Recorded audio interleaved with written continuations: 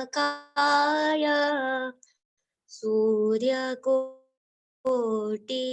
समप्रभ निर्विघ्नं कुरु मे देव सर्वकार्येषु सर्वदा सर्वकार्येषु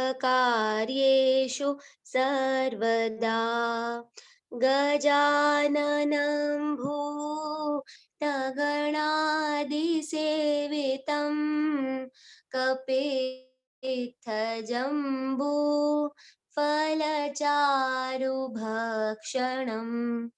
उमासुतं शोकविनाशकारकम् नमामि विघ्नेश्वरपादपङ्कजम् नमामि विघ्नेश्वरपादपङ्कजम् त्वमेव माता च पिता त्वमेव त्वमेव बन्धुश्च सखा त्वमेव त्वमेव विद्या द्रविणं त्वमेव त्वमेव सर्वं मम देवदेव त्वमेव सर्वं मम देवदेव सर्वे भवन्तु सुखिनः सर्वे सन्तु निरामया सर्वे भद्राणि पश्यन्तु मा कश्चित् दुःखभाग् भवेत् मा कश्चित् दुःखभाग् भवेत् कर्कोटकस्य नागस्य दमयन्त्यानलस्य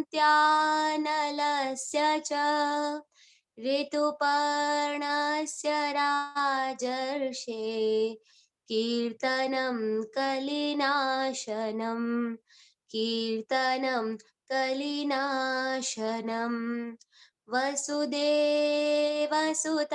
देवं कंसचाणूरमर्दनं देवकी परमानन्दं कृष्णं वन्दे जगद्गुरुं कृष्णं वन्दे जगद्गुरुम् अजोऽपि सन्नव्ययात्मा भूतानामीश्वरोऽपि सन् प्रकृतिं स्वामधिष्ठाय सम्भवाम्यात्ममायया यदा यदा हि धर्मस्य ग्लानिर्भवति भारत अभ्युत्थानमधर्मस्य तदात्मानं सृजाम्यहम् परित्राणाय साधूनां विनाशाय च दुष्कृतां धर्मसंस्थापनार्थाय सम्भवामि युगे युगे जन्म कर्म च मे दिव्या मेवं यो वेत्ति तत्त्वतः त्यक्त्वा देहं पुनर्जन्म नैति मामेति सोऽर्जुन वीतरागभयक्रोधा मन्मया मामुपाश्रिता बहवो ज्ञानतपसा पूता मद्भावमागता वसुदेवसुतं देवं कंसचाणूरमर्दनं देवकी परमानन्दं कृष्णं वन्दे जगद्गुरुं श्रीकृष्णं वन्दे जगद्गुरुम्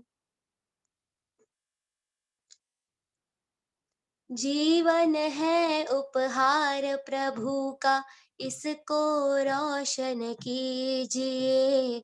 जीवन है उपहार प्रभु का, इसको रोशन कीजिए। पहले अपने अंतर मन को शांति से भर लीजिए। पहले अपने अंतर मन को शांति से भर लीजिए। मन ही शिव है, मन ही शक्ति, मन का ज्ञान जरूरी है। तीन लोक की तीर्थ यात्रा मन के बिना अधूरी है। मन ही शिव है, मन ही शक्ति, मन का ज्ञान जरूरी है। तीन लोक की तीर्थ यात्रा मन के बिना अधूरी है। मन में प्रभु से प्रीत लगाकर ज्योति से भर लीजिए। मन में प्रभु से प्रीत लगाकर ज्योति से भर लीजिए। पहले अपने अंतर मन को शांति से भर लीजिए। जीवन की राहों पर चाहे मिलते हो सबको कांटे, हम वो ऐसे फूल बने जो औरों को खुशियाँ बांटे। जीवन है भगवान का मंदिर, बाहों में भर लीजिए। जीवन है भगवान का मंदिर, बाहों में भर लीजिए। पहले अपने अंतर मन को शांति से भर लीजिए। मन में ज्ञान का दीप जलाकर भीतर की आंखें खोलो। मन में ज्ञान का दीप जलाकर भीतर की आंखें खोलो। सांसों के हर तार तार में प्रभु प्रेम का रस घोलो। सांसों के हर तार तार में प्रभु प्रेम का रस घोलो। हर मूरत में प्रभु की सूरत, प्रभु के दर्शन कीजिए। हर मूरत में प्रभु की सूरत, प्रभु के दर्शन कीजिए। पहले अपने अंतर मन को शांति से भर लीजिए। मधुर सोचिए, मधुर बोलिए, मधुर मधुर व्यवहार करे। मधुर सोचिए, मधुर बोलिए, मधुर मधुर व्यवहार करे। अंतर मन के हर कोने में हर पल ही मुस्कान भरे। अंतर मन के हर कोने में हर पल ही मुस्कान भरे। प्रभु प्रेम की बंसी बजाकर आनंद से भर लीजिए। चंद्र प्रेम की बंशी बजाकर आनंद से भर लीजिए। पहले अपने अंतर मन को शांति से भर लीजिए। जीवन है उपहार प्रभु का, इसको रोशन कीजिए। पहले अपने अंतर मन को शांति से भर लीजिए। पहले अपने अंतर मन को शांति से भर लीजिए। हरे रामा रामा रामा हरे हरे, हरे कृष्णा कृष्णा कृष्णा हरे हरे। हरे रामा रामा रामा हरे हरे। हरे कृष्णा कृष्णा कृष्णा हरे हरे। हरे रामा रामा हरे हरे। हरे कृष्णा कृष्णा कृष्णा हरे हरे। हरे रामा राम राम हरे हरे, हरे कृष्ण कृष्ण कृष्ण हरे हरे, हरे राम राम राम हरे हरे, हरे कृष्ण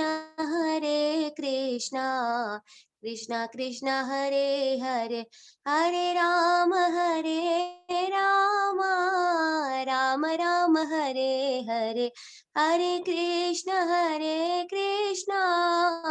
कृष्ण कृष्ण हरे हरे, हरे राम राम राम हरे हरे, हरे कृष्ण कृष्ण कृष्ण हरे हरे, हरे राम राम राम हरे हरे, हरे कृष्ण कृष्ण कृष्ण हरे हरे, हरे राम राम हरे हरे, हरे कृष्ण कृष्ण कृष्ण हरे हरे, हरे राम राम हरे हरे, हरे कृष्ण कृष्ण कृष्ण हरे हरे। राम राम।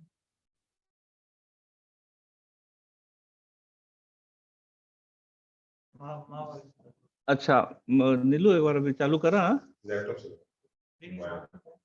गीता बाल संस्कार जोधपुर की तरफ से सभी बच्चों को, जो बड़े बूढ़े हैं, सत्संगी बहनें हैं हमारी, उन सबको जय श्री कृष्ण, राम राम। बहुत ही हम लोगों के लिए हर्ष का विषय है और भगवान की अत्यंत कृपा है कि आज जोधपुर के संबोधि नाम से पूज्य महाराज जी हमारे को संबोधित करेंगे। श्री ललित प्रभा सागर जी आज हमारे बीच में हैं। वो हमारे को मानव जीवन का क्या मूल्य है इस विषय में संबोधित करेंगे। तो सभी लोग खूब ध्यान से सुनेंगे।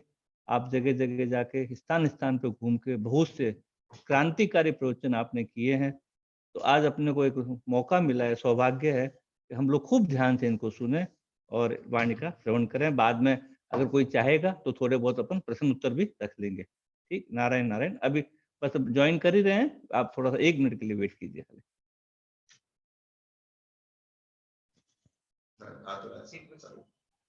धरती चलती तारे चलते, चांद रात भर चलता है, किरणों का उपहार बांटने सूरज रोज निकलता है। हवा चले तो महक बिखेरे, तुम भी प्यारे मत बैठो, आगे आगे बढ़ना है तो हिम्मत हारे मत बैठो, हिम्मत हारे मत बैठो। जीवन में कुछ करना है तो हिम्मत हारे मत बैठो, हिमयुन में कुछ करना है तो मन को मारे मत बैठो, आगे आगे बढ़ना है तो हिम्मत हारे मत बैठो, हिम्मत हारे मत बैठो। ओम। सब तक आवाज आ रही है? मुनिवर आवाज आ रही है? आ रहे शुरू हो गए?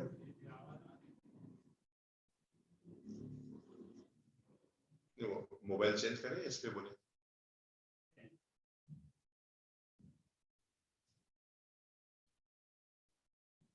ये वाला कर दीजिए, उसका स्टार्ट वीडियो कर दीजिए। आवाज आ रही है?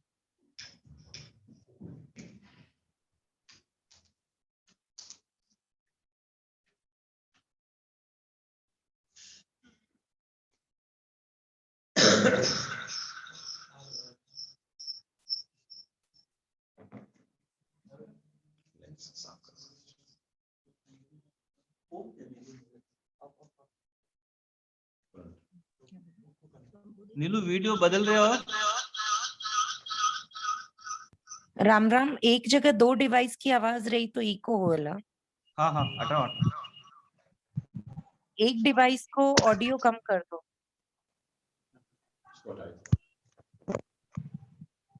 ये जो ललित प्रभु जी वाला, ये कनेक्ट कर लीजिए।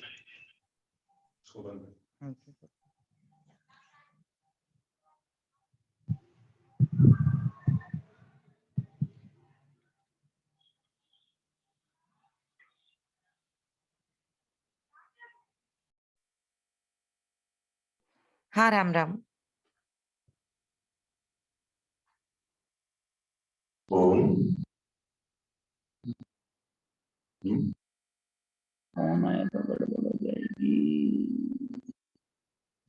बाल संस्कार के तत्वावधान में आयोजित आज के दिव्य सत्संग में मानव जीवन अनमोल बिंदु पर हम कुछ बात करें। आज मैं बच्चों और युवाओं के लिए दो खास बातों का जिक्र करूंगा। नंबर 1, सफल जीवन कैसे जिए, और नंबर 2, सार्थक के जीवन कैसे जिए। जीवन के लिए जितनी आवश्यकता सफलता की है, उससे कहीं ज्यादा जरूरत सार्थकता है। सफल जीवन केवल व्यक्ति को इस जन्म में उपयोगी होता है, पर सार्थक जीवन व्यक्ति के जन्म जन्मांतर तक काम का होता है। कहते हैं एक संत, वयोवृद्ध संत ने मन में सोचा कि मैं कच्ची बस्ती में जाऊं और वहां पर जाकर के छोटे छोटे नन्हे मुन्ने बच्चे हैं, उन्हें अच्छे संस्कारों के पाठ पढ़ाता। बूढ़े संत ने सोचा मैं जाऊंगा तो सही कच्ची बस्ती में, पर वहां पर बच्चों को इकट्ठा कैसे करूं। उन्होंने वही उपाय अपनाया। थोड़ी टॉफियां खरीद ली, थोड़े बिस्किट खरीद लिए, थोड़े खिलौने खरीद लिए, एक झोली में भरे और कच्ची बस्ती में चले। बस्ती में गए और बच्चों को आवाज लगाई, बच्चों आ जाओ, मैं तुम्हारे लिए बिस्किट लाया हूँ, टॉफियां लाया हूँ, मैं तुम्हारे लिए खिलौने लाया हूँ। और बच्चों ने जैसे ही टॉफियां, खिलौने और बिस्किट की बात सुनी, ये बच्चे बस रोमांचित हो गए और सारे बच्चे दौड़े दौड़े आए संत महाराज के पास। संत ने कहा मैं तुम्हें टॉफियां भी दूंगा, मैं तुम्हें बिस्किट भी दूंगा और मैं तुम्हें बहुत सारे सामान दूंगा, पर पहले जरूरी ये है कि तुम मेरी अच्छी बातें सुनो। ये जो मैं कहानी आपको कह रहा हूं सब बच्चों को, ये कहानी एक संत जहां जाते वहां लोगों को एक कहानी कहा करते।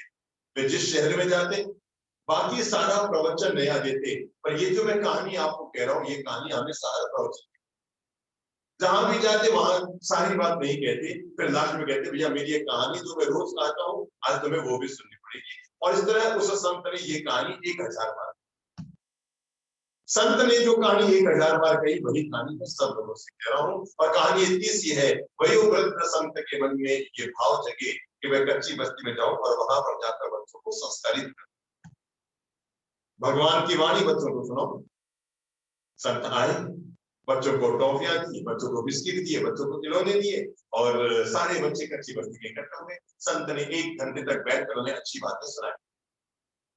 अगले रविवार फिर संत आए, तो अगले रविवार को कच्ची बस्ती के बच्चे जब सबको खिलौने बिस्किट मिले, तो एक जुआरी बच्चे को भी पकड़ कर ले आए और कहा चल चल चल महाराज के पास चल, अच्छी बात सीख। जुआरी बच्चे को भी बच्चे पकड़ कर लाए, मैला कुचैला, गंदे कपड़े, बिखरे हुए बाल, कोई 2-4 घड़ी से नहाया भी न था। और उस बच्चे को देखकर पता नहीं संत के मन में आया कि पहले से इस बच्चे को नहला धुला कर तैयार करो। तो संत पास के एक मकान में लेकर गए, साबुन खरीदी, बच्चे को नहलाया और सामने ही दुकान से 450 रुपए की नई ड्रेस खरीदकर बच्चे को पहनाया। कहा बेटा अब हर रविवार आना अच्छी बात सीखने के लिए। बच्चे ने कहा महाराज चलो। पर अगले रविवार को सारे बच्चे आए और वो जुआरी बच्चा नहीं आया। संत ने बच्चों को पूछा कि यार इसको ड्रेस दिलाई थी अपने 450 रुपए की, और वो बच्चा तो आया ही नहीं। बच्चों ने कहा महाराज आप बूढ़े हो पर आप भी समझ नहीं पाए, वो बच्चा जुआरी है, जुआरी। आपने ड्रेस दी उसको 450 की, उसने इसी दुकानदार को 400 में बेच दी और रुपये जुए में हार गया। संत का उसको पकड़ के लाओ। बच्चे फिर गए और दौड़ धूप करके उस जुआरी बच्चे को पकड़ कर ले आए। वही वापस पुराने मेले कपड़े, नए वाले तो उसने बेच दिए थे, तो वही वापस पुराने कपड़े, महंगे कपड़े और वही बिखरे हुए बाल। संत ने नहलाया चलाया, 450 में ड्रेस खरीदी, फिर उस बच्चे को दी। कहते हैं इस तरह 12 बार, कितनी बार? 12 बार संत ने उस बच्चे को नई ड्रेस खरीद कर दी। बच्चा हर बार जुए में हार जाता पैसे और दुकानदार को ड्रेस बेच के जाता। एक ही ड्रेस चल रही थी और वो बारह बार बिक चुकी थी, बारह बार बच्चे ने बेच दी और बारह बार दुकानदार ने खरीद ली और बारह बार दुकानदार ने बदला भी कर दिया। जब 13वीं बार संत उस बच्चे को बुलाया तो बच्चे के मन में कुछ भाव आए। उसने कहा महाराज माफ कीजिए, मुझे मत पहनाओ नई ड्रेस महाराज, आप नहीं जानते कि मैं कौन हूं। सच्चाई ये है महाराज कि मैं एक जुआरी बच्चा हूँ। आप जितनी बार मुझे ड्रेस दिलाते हैं मैं इसी दुकान में जाके बेचता हूँ, महाराज मुझे ये ड्रेस मत दिलाइए आप। संत ने कहा बेटा तू मुझे क्या बताता है, मुझे पहले ही दिन पता लग गया था कि तू ड्रेस यहाँ बेच रहा है, फिर भी मैं तुम्हें दिला रहा हूँ। उसने कहा महाराज आपको पता है कि मैं ड्रेस बेच रहा हूँ, आप फिर भी मुझे ड्रेस दिला रहे हैं। हाँ बच्चा, मैं तुम्हें संस्कारित बनाने की सोची हुई है। कहा महाराज आपने 13 ड्रेस तो खराब कर दी, अब कितनी ड्रेस बेचोगे, कितनी खरीदोगे, कितनी करोगे। संत ने मुस्कुराकर कहा बेटा अगर एक बच्चे को सुधारने के लिए 13 नहीं 130 ड्रेस में कुर्बान करनी पड़े तो कुर्बान करूंगा, पर एक दिन मैं तुम्हें संस्कारित बनाकर जरूर छोड़ूंगा। कहते हैं वो बच्चा सदा के लिए उस संत के पास रह गया और एक दिन बढ़ता बढ़ता वही तुम्हारी बच्चा दुनिया का एक महान संत बन गया। मैं बात यहाँ से कहना चाहता हूँ कि जैसे एक अनगढ़ पत्थर को अगर शिल्पी के हाथ में डाल दिया जाए तो अनगढ़ पत्थर नहीं रहता, वो मूर्ति बनकर मंदिर में जाकर पूजा जाता है। ठीक वैसे ही किसी सामान्य इंसान को भी अगर किसी अच्छे महापुरुष का सानिध्य मिल जाए, किसी पवित्र किताब का सानिध्य मिल जाए, किसी अच्छी चीज का सानिध्य मिल जाए, किसी महापुरुष का सानिध्य मिल जाए तो वो बालक बालक नहीं रहता। उसके भीतर से कोई शिवाजी पैदा होते हैं, उसी के भीतर से कोई महावीर और बुद्ध पैदा होते हैं, उसी के भीतर कोई राम और कृष्ण पैदा होते हैं। मेरे भाई अपने भारत की भूमि पर गौरव कीजिए। हमारी जमीन में आइंस्टीन जैसे वैज्ञानिक पैदा नहीं किए, हमारी जमीन ने सिकंदर जैसे योद्धा पैदा नहीं किए, पर हमारे भारत ने अहिंसा को पैदा किया, हमारे भारत ने करुणा को पैदा किया, हमारे भारत ने मर्यादा और कर्मयोग को पैदा किया। ये भारत की वो जमीन है जिस जमीन ने महावीर की अहिंसा को पैदा किया। ये भारत की वो जमीन है जिस जमीन ने बुद्ध की करुणा को पैदा किया। ये भारत की वो महान भूमि है जिसने भगवान श्री राम की मर्यादा और भगवान श्री कृष्ण के कर्मयोग को पैदा किया। इसलिए इस जमीन पर पैदा होना, इस देश में पैदा होना हमारे लिए सौभाग्य की बात है। मानता हूं कि अमेरिका धन में आगे, पर गौरव कीजिए अमेरिका धन में आगे है, पर इस बात का गौरव कीजिए भारत धर्म में आगे है। और मैं खास बात बता रहा हूं, जब आदमी ऊपर जाता है ना तो धन साथ नहीं जाता, पर धर्म जरूर साथ जाता है। अमेरिका वालों का धन यही रह जाएगा, पर भारत वालों का धन जन्म जन्मांतर साथ जाएगा। आज मैं दो बातें कर रहा हूं। पहली बात है सफल जीवन और दूसरी बात है सार्थक जीवन। जीवन के दो आयाम, नंबर 1 सफल जीवन हमें जीना है, नंबर 2 सार्थक जीवन जीना है। जीवन का भरपूर उपयोग होना चाहिए। बचपन में जमकर पढ़ाई करो तो जवानी सुख से जियोगे, जवानी में कमाई करो तो बुढ़ापा सुख से जियोगे, और बुढ़ापे में पुण्याई करो तो अगला जीवन सुख से। हम लोग तो सुबह उठते ही एक दूसरे को सुप्रभातम बोलते हैं, और सुप्रभातम का मतलब यही होता है, सुप्रभातम का सु हमें कहता है जीवन सुंदर हो, सुप्रभातम का प्र हमें कहता है जीवन प्रसन्नतापूर्ण हो, सुप्रभातम का ता हमें कहता है जीवन तनाव रहित हो, सुप्रभातम का म हमें कहता है जीवन मंगल में हो। सु यानी जीवन सुंदर हो, प्र यानी जीवन प्रसन्नतापूर्ण हो, भा यानी जीवन भाग्यशाली हो, त यानी जीवन तनाव रहित हो, और म यानी जीवन मंगल में। जब कोई व्यक्ति अपने जीवन में इस बात को पढ़ लेता है कि मैं जीवन को ऊंचाइयों की ओर लेकर जाऊंगा, मैं धीरे धीरे अपनी बात आगे बढ़ाऊं, सबसे पहले मैं अनुरोध करना चाहूंगा हर इंसान को अपने जीवन को सार्थक जीवन चुनना।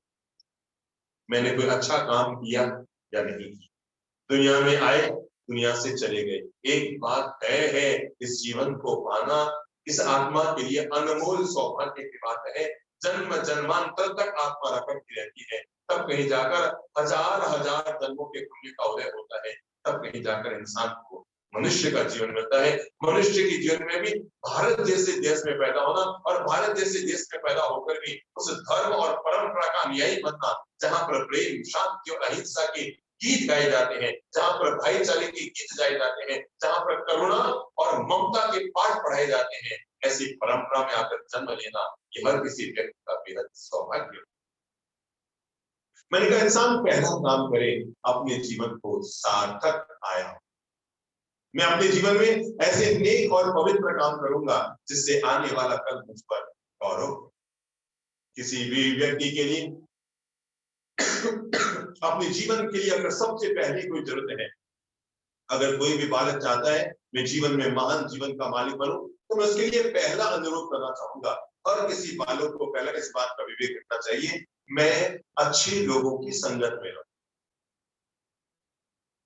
जैसे पिएंगे पानी वैसी होगी वाणी, जैसा होगा आहार वैसा होगा व्यवहार, जैसा खाएंगे अन्न वैसा रहेगा मन। ठीक वैसे जैसी होगी संगत वैसी ही आएगी रंगत। अगर जीवन को ऊंचाइयों की ओर लेकर जाना है तो हमें संगत अच्छी करनी पड़ेगी। याद रखिए, जो व्यक्ति ने कांदा और प्याज खाया है उसके मुंह से कभी इलायची की खुशबू नहीं। कांदा खाने वाले की डकार में कांदे की गंध आएगी, प्याज खाने वाले की डकार में प्याज की गंध आएगी, और इलायची की सुगंध चाहिए तो आपको इलायची खानी पड़ेगी। ठीक वैसे ही अगर हम एक अच्छे जीवन के मालिक बनना चाहते हैं तो हमारे लिए जरूरी है, अनिवार्य है कि हमारे जीवन में सोहबत और संगत हमेशा अच्छी है। तब ना कीजिए, देखिए यहाँ पर मैं पानी की बूंद गिराई, ये गिरी टपक। अगर यही पानी की बूंद सांप के मुंह में जाके गिरी तो क्या होगा? क्या होगा बेटा? पानी की बूंद, नीचे सांप का मुंह खुला है, मैंने पानी की बूंद गिराई और सांप के मुंह में चली गई तो क्या होगा? जहर बन गया, है ना? कल्पना कीजिए, सांप वहां से हट गया, पानी की दूसरी बूंद गिरी और वो सीप के मुंह में चली गई, अब क्या होगा? बस जीवन हमारा ऐसा ही है। हर बालक को जीवन में पहली सीख पढ़नी चाहिए। अगर आप सांप जैसे बच्चों के साथ रहेंगे तो आपकी जिंदगी में जहर भर जाएगा, और आप सीप जैसे लोगों के साथ रहेंगे तो ये पानी की बूंद होती बन। खास बात यह कि आप इन लोगों के बीच रहते हैं। अगर आपको पता लग गया आपका कोई ऐसा दोस्त है, ऐसा मित्र है जिसके मोबाइल में गलत चीजें हैं, जिसके मोबाइल में गलत शब्द है, जिसके मोबाइल में गलत फिल्में हैं, और अगर आप उसको दोस्त बना के हैं तो मान कर चलिए, दोस्त तो वो नहीं होता जो हमारे भीतर दोस्त डालता है, दोस्त तो वो होता है जो हमारे दोस्तों को अस्त करता है। क्योंकि जैसा आदमी का मित्र होता है वैसे ही उसका चरित्र होता है। फूलों का सार होता है इत्र, और जीवन को निर्माण में भूमिका अदा करता है आदमी का मित्र। अगर अपना चरित्र अच्छा रखना है तो मित्र अच्छा रखिए, अगर आपका भविष्य अच्छा रखना है तो दोस्त अच्छा रखिए। इसलिए पहला निर्णय हमें लेना पड़ेगा, मैं अपने जीवन में उन्हीं बच्चों के साथ रहूंगा जिनकी भाषा सभ्य है, जो बोलते सभ्य है, जो भी पॉजिटिव रहते हैं, जो सकारात्मक सोचते हैं, जो अच्छे कदम उठाते हैं, जो ईश्वर में भरोसा रखते हैं, जो शाकाहार को प्रेरणा देते हैं, जो शुद्ध सात्विक निर्मल जीवन जीते हैं, मैं ऐसे बच्चों के साथ रहूं। गीता संस्कार संस्था का जो मूल भाव है, गीता बाल संस्कार, इसका मूल भाव यही है कि गीता के माध्यम से, भारतीय शास्त्रों के माध्यम से, हमारे ऋषि महर्षियों ने जो हमें जीवन का महान ज्ञान दिया है, उसके माध्यम से छोटे छोटे नन्हे बच्चों में अच्छे जीवन निर्माण की गीत देना, अच्छे जीवन निर्माण की बात सिखाना, जीवन निर्माण के पाठ पढ़ाना। मैंने पहला अनुरोध इसलिए किया, जीवन में एक बात हमेशा ध्यान रखें, घर के बड़े भी ध्यान रखें, अपने बच्चों को केवल महंगी स्कूल में पढ़ने मत भेजो, और अपने बच्चों को केवल चांद सितारे छूने की प्रेरणा मत दो। क्योंकि अगर आपने अपने बच्चों को केवल चांद सितारे छूने की प्रेरणा दी ना, तो एक दिन बच्चे छूमंतर हो जाएंगे, आपको नजर भी नहीं आएंगे, बुढ़ापे में पानी पिलाने वाला आपको कोई नहीं होगा। अगर हमने अपने बच्चों को केवल चांद सितारे छूने की प्रेरणा दी तो मानकर चलिए एक दिन वो छूमंतर हो जाएंगे। पर हमने गीता बाल संस्कार जैसी संस्था में बच्चे को जोड़कर उसको अपने माँ बाप के पांव छूने की प्रेरणा दी, तो बुढ़ापे में सेवा करने का आपका साथ। इसलिए हम ये जो कल्पना पा लेते हैं, मेरा बेटा आसमान को छुए, मेरे भाई आसमान को छू के क्या करेगा, वापस जमीन पे आना पड़ेगा। चांद सितारे छूने वाले बच्चे बुढ़ापे में माँ बाप की सेवा नहीं करते, माँ बाप के पांव छूने वाले बच्चे माँ बाप की सेवा करते हैं। इसलिए एक बात ध्यान रखना, अगर कोई व्यक्ति बुढ़ापे में अपने संतानों से संतान का सुख चाहता है तो केवल महंगी स्कूलों में भेजने से नहीं होगा। अगर वो चाहता है कि उनके बच्चों में संस्कार रहे, घर के बाहर कार ये हमारी समृद्धि की प्रतीक है, पर घर के अंदर संस्कार हमारी संस्कृति की समृद्धि है। आपके घर के बाहर कार है और संस्कृति है तो आपके घर के अंदर संस्कार है। मेरे भाई, अपने बच्चों को केवल कार मत देना, अगर दे सको तो अपने बच्चों को संस्कार। और ये जो गीता बाल संस्कार संस्थान है, और मेरे भाई, ये वो संस्था है जिसने घर घर में कार्य। ये गीता बाल संस्कार, ये वो संस्था है। मैं साधुवाद देना चाहूंगा इससे जुड़े हुए सभी लोगों को, और मैं इस बात के लिए धन्यवाद देना चाहूंगा। इस संस्था ने जोधपुर के घर घर में, गली गली में, मोहल्ले मोहल्ले में, कॉलोनी कॉलोनी में कैंपों का आयोजन करके बच्चों को कार्य बांटी है। और ये कार सेलो की कार नहीं, ये कार मारुति एम्बेसडर की कार नहीं, ये कार संस्कार की कार। और बुढ़ापे में कोई कार जब काम नहीं आएगी, सारी कारें होंगी बेकार, तब भी काम आएगी हमारे। इसलिए हर किसी व्यक्ति को पहली बात अपने दिल दिमाग में लेनी चाहिए कि मैं अपने घर में एक चीज जरूर लेकर आऊंगा, और वो है संस्कार की कार। मैंने इसलिए अनुरोध किया, पहला ध्यान रखिए, मैं ऐसे लोगों के बीच, चलो मुझे सुनने वाले लोग कभी कभी मंदिर जाते होंगे ना, और मंदिर में भगवान के चंदन घिसने के लिए चंदन का मुंह क्या होता है, ठीक है। आप एक काम करना, अभी यहाँ मंदिर जाना, मंदिर जी में मैसूर से आया हुआ है, बेंगलोर साइड से, चंदन का मुंह किया, आप कुछ मत करना, 2 मिनट तक उसको यूं यूं यूं यूं यूं छोड़ के निकल जाइएगा। पर आप ताज्जुब करेंगे, आप घर तक पहुंचेगा क्या है, जबकि चंदन तो यही छूट गया, पर खुशबू आपके साथ चली गई। और कल जब घर से आए ना, तो आने से पहले किचन में जाइएगा, लकड़ी का कोयला उठाइएगा, उसको यूं यूं यूं यूं यूं रगड़ लेगा और कोयला छूट जाइएगा। अब यहाँ वापस आएंगे, हाथ को खोलेंगे। जो बच्चे जिंदगी में चंदन जैसे लोगों के साथ रहते हैं, उनकी जिंदगी महक जाती है, और जो कोयले जैसे लोगों के साथ रहते हैं, उनकी जिंदगी काली मास खिल जाती है। इसलिए हम पहली आपके लिए मोटिवेट करने के लिए संकल्प करें कि मैं अपने जीवन में सदा सर्वदा ऐसे महान लोगों के साथ रहूंगा, जिनके साथ रहने से मेरे जीवन उजाला, जिनके साथ रहने से मेरे घर के लोग मुझ पर गौरव करें, जिनके साथ रहने से समाज में मेरा नाम गौरव के साथ लिया जाए। मेरे भाई, जिंदगी ऐसी जियो कि जहां रहो वहां तुम्हें सब प्यार करे, जहां से चले जाओ वहां सब तुम्हें याद करे, और जहां तुम जाने वाले हो वहां सब तुम्हारा इंतजार। इससे कम में जिंदगी मत दो, जहां रहो वहां सब आपको प्यार करे। ऐसा नहीं कि आप घर के बाहर गए, लोग ने छाती कुटो खत्म, माता पूरी खत्म, गए बाहर गए बाहर, नहीं नहीं नहीं नहीं, आपके बाहर जाने से घर सोना हो जाए। आप जहां जाए वहां सोना हो, जहां से आप गए वहां सोना हो जाए, पर जहां आप गए वहां सोना हो जाए, और जहां आप जाने वाले हैं वहां सोना सोना हो जाए। लोग इंतजार ही करें, अरे वाह साहब वाह, वो आता है ना तो महक आ जाती है, वो आता है ना खुशियां छा जाती है। हमारा नेचर, हमारा व्यवहार, हमारी भाषा, हमारी शालीनता, हमारी अदब, हमारा गान कायदा, ये सब ऐसा। तो मैंने पहला अनुरोध किया हमारी संगत अच्छी हो। मैं दूसरा अनुरोध करना चाहूंगा, हमारे संस्कार अच्छे। घर में बड़ों के साथ कैसे बैठना, कैसे उठना, कैसे जीना, आजकल एक बहुत बड़ी बीमारी हो गई। घर में कोई भी मेहमान आता है ना, मिलने के लिए, चाचा जी आए, बड़े पापा आए, दादाजी आए, पड़ोसी आए, तो आप लोग एहसास करते होंगे कि जैसे ही घर में मेहमान आते हैं तो बच्चे क्या करते हैं? हमें ना बोले, बिल्कुल सही जवाब दिया बहन जी ने। शुभ नाम क्या आपका? जयश्री। इन्होंने बिल्कुल सही जवाब दिया कि बच्चे तो सीधे बेडरूम में चले जाते हैं, रूम में रह जाते हैं, और रूम में वो क्या करते हैं, या तो मोबाइल खोल लेंगे, यूं यूं यूं यूं। मेरे भाई, मोबाइल में वीडियो खेलना जिंदगी को बर्बाद करना है। गेम कभी भी खेलना हो तो मोबाइल में मत खेलना, गेम कभी भी खेलना हो तो मैदान में, क्योंकि मोबाइल में गेम खेलोगे तो जिंदगी अटक जाएगी, पर मैदानों में खेल खेलेंगे तो जिंदगी चमक आगे बढ़ जाएगी। तो घर में मेहमान आते हैं, और मेहमान आते क्या होता है, बच्चे सीधे रूम के अंदर, वहां जाकर के उल्टे लेट जाएंगे, गर्दन यूं कर, पूरे पसर जाएंगे, मारने के नहीं, वो पसर गए तो बिल्कुल, तो पहले तो पसर जाएंगे, जाकर के कोई सीधे बैठे, सीधी कमर बैठे, या तो लटक के बैठे, या यूं बैठेंगे, या यूं होंगे। कई बार तो चेक करना पड़ता है और ऊपर गए हो कि नीचे बैठे, लटक लटक के जिंदगी जीना। मोबाइल हमारे चार्ज हो रहे हैं,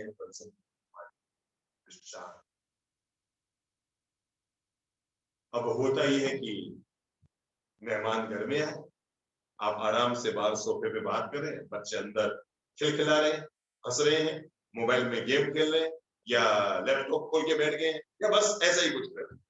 तब आप बाहर से आवाज देंगे, टोनू, हाँ, चुप हो गए, आप फिर बात करने लग गए, वो आधा मिनट तक आया भी नहीं। फिर आप जब, अरे टोनू, अरे हाँ बोलो ना, बेटा बाहर आओ, तब वो बाहर आएगा, हाँ बोलो, देखिएगा बिल्कुल वो बोल जो मैं कह रहा हूँ घर में घटित हो रहा है, हाँ बोलो। तो कहता बेटा देखो चाचा जी आए हैं, बड़े पापा आए हैं, हाथ जोड़ो, नमस्ते करो। हाँ, रिमोट से यूं हाथ बढ़ाएगा, हाँ, वापस ना। आपने अगर 30 सेकंड उसको कुछ काम नहीं सौंपा, वापस घूमा सीधा। अरे भाई घर में बड़े आए हैं, बच्चों को आदत डालो कि बड़ों के साथ भी बैठे। मेरे भाई जीवन का निर्माण बड़े लोगों के साथ बैठने से आदमी जीवन में बड़प्पन पाता है। केवल लैपटॉप और केवल मोबाइलों में जीने से आदमी तो बड़ा नहीं होता।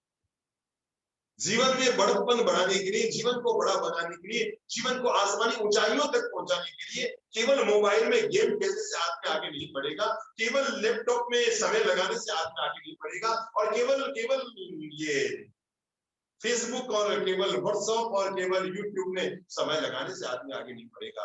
आदमी को आगे बढ़ना है। और मैंने इसीलिए कहा इंसान की पहली दौलत होनी चाहिए अच्छी संगत, और इंसान की दूसरी दौलत होनी चाहिए वो है अच्छे संस्कार। जरूर होंगे। घर पर अगर बड़े आए हैं, पता लग गया है पापा जी दुकान से आ रहे हैं, 7 बज गए हैं, अब वो आने वाले हैं, तो ऐसा नहीं कि उनके आने का समय होते आप अपने अपने रूम में लगता है, अपने अपने काम करेंगे।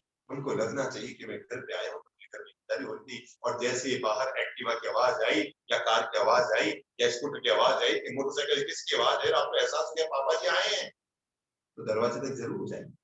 समझे बेटा? पापा जी घर में आए हैं तो घर में बैठे मत रहिए, सोफे पे फंसे मत रहिए। उनकी बदौलत आपके पास दौलत है, उनकी बदौलत आपकी स्कूल की फीस जमा हो रही है, उनकी बदौलत आप जन्मे, उनकी बदौलत जीवन की व्यवस्था हो रही है। जो सब कुछ आप सपने देख रहे हैं ना, उनकी बदौलत।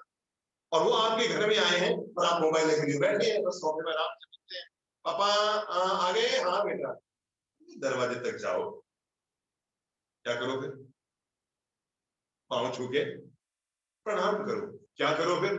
हाथ में अगर उनके बैग है तो अपने हाथ में लो, पकड़ो पापा जी हम एक जारी कर रहे। अरे उन्हें लगना चाहिए कि मैं दिन भर मेहनत करके कमाई करके, आदमी कमाता किसके लिए है जरा बताओ? अगर अकेला हो तो नमक मिर्ची की रोटी लगा कर आराम से पेट भर, क्यों मदन करो? अगर आदमी जिंदगी अकेला जी रहा हो ना, तो लून मिर्ची चटनी से रोटी एडी मस्त खाई लेकिन नहीं। आदमी के सपना होता है मेरी पत्नी की जीवन में खुशहाल हो, बच्चों के आगे बढ़ने के रास्ते दो, उनके लिए भविष्य में एक अच्छा मकान बना दो, पत्नी के लिए अच्छे हीरे की चूड़ी या कभी कोई सोने का सेट या उसके जीवन में खुशियां भरो। आदमी इसके लिए कमाता का जाता है। अकेले आदमी को कहाँ माता बोली की जरूरत, चाहे को छाती कोटी की जरूरत, अपनी जिंदगी आराम से जिए ना। जिन बच्चों के लिए पूरी जिंदगी इंसान लगाता है, उन बच्चों को एहसास पाता ये पिता जो है ये पिता नहीं, ये परम पिता। क्यों नहीं बच्चों का एहसास? ऐसा होता है किसी ने अपने दोस्तों को कह दिया कल मैं 3 बजे मिलूंगा, तुम भी आ जाना, ठीक है आ जाना। अब वो घर गया और माँ ने कहा बेटा नहीं कल अपने मासी जी क्या जाना है ना। नहीं मम्मी मेरे दोस्त को वहां पर मुझे जाना पड़ेगा। अच्छा फिर क्या करेंगे? हाँ बेटा खड़े हो, घबराओ मत। क्या नाम है आपका? आगे आओ। क्या शुभ नाम है आपका? शाश्वत हो गई है। अरे वह नाम तो अच्छा है। समझो आपने अपने दोस्त को कह दिया कल मैं आ जाऊंगा 3 बजे, शास्त्री सर्कल पे पहुंच जाना। घर आए और मम्मी ने बताया बेटा तुमको कल चाचा के यहाँ चलना, तो आप क्या करेंगे? मम्मी को समझाएंगे ना, मम्मी मेरे दोस्त को हाँ भर दिया जाना बहुत जरूरी, बुरा लगेगा, यही करेंगे? क्या करेंगे?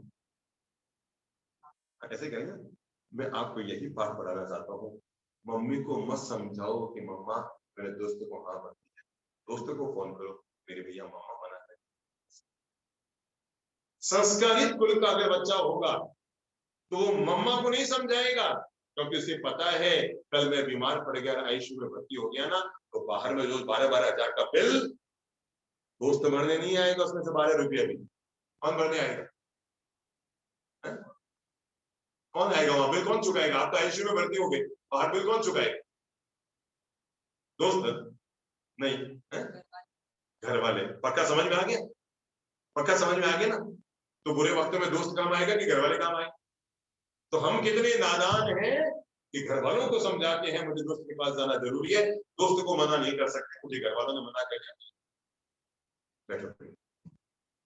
जीवन का पाठ पढ़ाते हुए मैं कहूंगा, पहला ध्यान रखो, घर में पापा जी आए, सम्मान प्रभु ने भीतर भेजा। मैं बहनों से भी कहूंगा, अगर आपको पता लगा पतिदेव आए हैं तो किचन में मत पड़े, दरवाजे तक आइए। उनको लगना चाहिए कि आप दिन भर उनकी इंतजारी कर रहे हैं। उनको लगता है मैं बाद में आया घर, आया तो भी घर वैसा और नहीं आया तो भी वैसा। पत्नी अपने काम में है, बच्चे मोबाइल में है, वो टीवी के सामने है, सब खेल खत्म। लगता ही नहीं उसे घर में आया हूँ तो धर्मशाला में आऊंगा। घर में अगर पापा जी आए हैं, दरवाजे पर जाओ, अभिवादन कर। क्या कर? हर किसी व्यक्ति को अपने जीवन में प्रणाम करने का संस्कार जरूर रखना चाहिए, क्योंकि प्रणाम हमेशा अच्छा परिणाम। हम जब भी एक दूसरे को प्रणाम करते हैं तो चेहरे पर आया क्या आएगा? आप बहन एक काम करो, अपने पास वाली बहन को बोलो, प्रणाम बोलो, जय श्री कृष्णा बोलो, नमस्ते बोलो।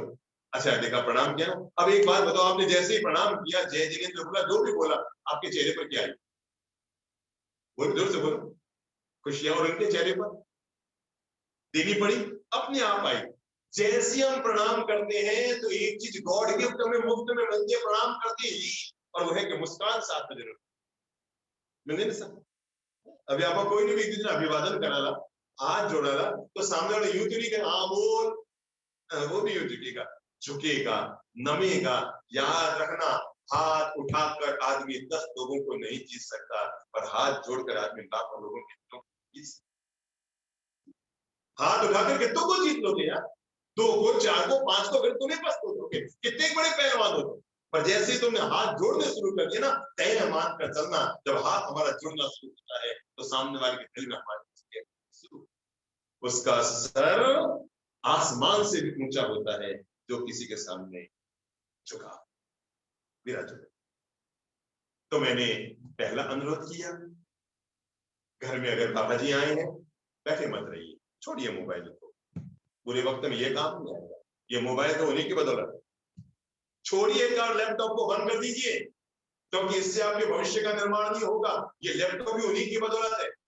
अगर आप किचन में खड़े हैं ना, 2 मिनट के लिए गैस को बंद भी कर दीजिए और अपने पति के अभिवादन में, पापा के अभिवादन में जरूर जाइए। ये हमारे भारत की संस्कृति है और वह अभिवादन की संस्कृति, बड़ों का मान सम्मान कायदा अभिवादन करना, ये हमारा सांस्कृतिक है। वो तो अभिवादन किया, अंदर लाइए और लाकर के फिर वापस काम में मत लगिए। पापा जी को ये मिला था पापा जी, और 2 मिनट बाद जरूर पूछिए, चल लेकर आओ। मेरे भाई, घर के मेंबर को मेहमान समझिए ताकि उसके सम्मान में कमी न आए, और मेहमान भगवान समझिए ताकि उसकी आवभगत में कमी। घर के मेंबर को क्या समझिए? मेहमान समझिए ताकि उसके आवभगत में कभी कमी न रहे। पधारो सर, स्वागत है। घर के लोगों को भी, अरे दूसरों से हम इतने मीठे बोलते हैं, दूसरों को सम्मान करते हैं, दूसरों को पांव छूते हैं, तो घर वालों ने क्या अपराध किया बड़े लोगों ने कि उनको पांव छूने में हमें शर्म आती? घर में कोई मेहमान आए, किसको भी पूछ लो, बेटा मम्मी पापा को प्रणाम करते, दिवाली होली करते हैं, तो बाकी दिन मैं पूछता हूँ भाई दिवाली होली क्यों करते हो? कि वो बड़े दिन होते हैं, अच्छे दिन होते हैं, पर्व के दिन होते हैं, खुशियों के दिन होते हैं, तो प्रणाम करते हैं। मैं कहा करता हूँ भाई, दिवाली को आप प्रणाम करते हैं, खुशियां आ जाती है। अगर रोज प्रणाम करते तो घर में रोज दिवाली। जिस घर में सुबह उठकर भाई भाई आपस में गले लगते हैं, वहां पर सुबह सुबह नहीं होती, वहां की हर सुबह ईद का त्योहार बन जाती है। जहां पर दोपहर में देरानी जेठानी एक थाली में खाना खाती है, वहां की दोपहर नहीं रहती, वहां की दोपहर हर रोज होली बन जाती है। और जहां पर रात को सोने से पहले घर की बहुएं अपने बूढ़े दादा दादी सा के पांव दबाने के बाद अपने बेडरूम में जाते हैं, वहां की रात की होती, वहां की हर रात दिवाली बनती। हर रोज दिवाली मनाओ, हर रोज होली मनाओ, हर रोज खुशियों से। तो मैंने इसीलिए अनुरोध किया, संस्कार में पहला संस्कार प्रणाम का होना चाहिए, अभिवादन का होना चाहिए, एक दूसरे के प्रति विनम्र भाव का होना चाहिए। और दूसरा संस्कार, घर के लोग सब एक दूसरे के काम, हमारे 2 तरह की प्रवृत्ति के लोग होते हैं, कुछ काम निकालना जानते हैं, कुछ काम आना जानते हैं, कुछ घर को चलाते हैं, कुछ घर में चलाते हैं। फर्क समझे? घर में अपनी मत चलाओ, इससे घर टूट जाएगा। घर को चलाओ, इससे घर बनता है। जब हम अपनी घर में चलाते हैं तो घर टूटता है, और जब हम घर को चलाने का प्रयास करते हैं तो घर आपस में बंधा हुआ रहता है। तो हमें इस बात का विवेक रखना पड़ेगा। मैं घर के जो बड़े लोग हैं उनके मान सम्मान में कमी, हाँ अगर आपको लगता है आप 14 साल की बिटिया रानी है, आज रविवार है, स्कूल की छुट्टी है, तो दिन भर केवल मोबाइल में मत रहो। क्या छुट्टी है, किचन में जाओ, मम्मी के पास जाकर कहो मम्मा मैं सब्जी सुधार देती हूँ, आप खाना बना लीजिए। अच्छा मम्मा एक काम करो, मैं भी थोड़ा सीखती हूँ, मैं फुल्की पर क्या लगा घी लगा देती हूँ। हम घर में कुछ न कुछ तो अपना त्याग करें। केवल मम्मी पापा पिसते रहें और घिसते रहें और हम मजे लूटते रहे, ये कौन सा घर की मर्यादा है, ये कौन सा घर का? घर के सब लोग खा रहे हैं, सब मेहनत करो। घर के सब लोग घर का उपयोग कर रहे हैं, सब लोग लगो। मम्मी ही झाड़ू पोंछा करती रहे, मम्मी ही खाना बनाती रहे। अरे 14 साल का छोरा हो गया और अब भी उसके कपड़े बदलता खुद है, पहनता खुद है, और धोती कौन है? बोलो बोलो। माँ पहनाती कौन है? खुद। और खोलते कौन है? खुद। तो धोना खुद को नहीं आया अभी तक, स्वावलंबी। जब पहनना हम सीख गए हैं, खोलना हम सीख गए हैं, तो ये धोना कब सीखे? अरे खुद का धोना सीख गए हैं पर कपड़ों को धोना नहीं सीखा। मैं इसलिए अनुरोध करूंगा, हर बच्चे को संस्कार का दूसरा पाठ सीखना चाहिए कि मैं जिस घर में रह रहा हूं वहां पर कोई न कोई अपनी छोटी मोटी ही सही अपनी भूमिका अदा कर। हाँ बेटा खड़े हो आप। आप खाना खाते हो? रोज खाते हो? आज खाया? क्या क्या खाया बेटा? दाल ढोकली खाई, थाली में खाई होगी। फिर थाली किसने धोई? आपने थाली नहीं धोई, पर आपका हाथ किसने धोया? और दाल ढोकली किसने खिलाई आपको? तो आगे आप, क्या गजब का सिस्टम हो गया हमारे घर का। खाई हमने अपने हाथ से, खाई हमने अपने पेट में, खाई हमने अपने मुंह से, या किसने खिलाई? जब सारा काम आपने किया तो एक काम माँ के भरोसे क्यों छोड़? बताओ। अच्छा बनाया भी मम्मी ने होगा, है ना? मम्मी ने बनाया होगा, बनाए भी वो, बर्तन भी वो धोए। हमारा काम क्या है? केवल पेट भरना, माल खाना, बस मस्ती मारना। तो हम क्या केवल मस्ती मारने के घर में पैदा हुए? हर छोटे से छोटे बच्चे को, चाहे वो 6 साल का है कि 16 साल का है या 26 साल का युवक है, अपने घर में कोई न कोई भूमिका जरूर अदा करें, ताकि केवल हम पर कर्ज ही ना कर्ज चलता रहे।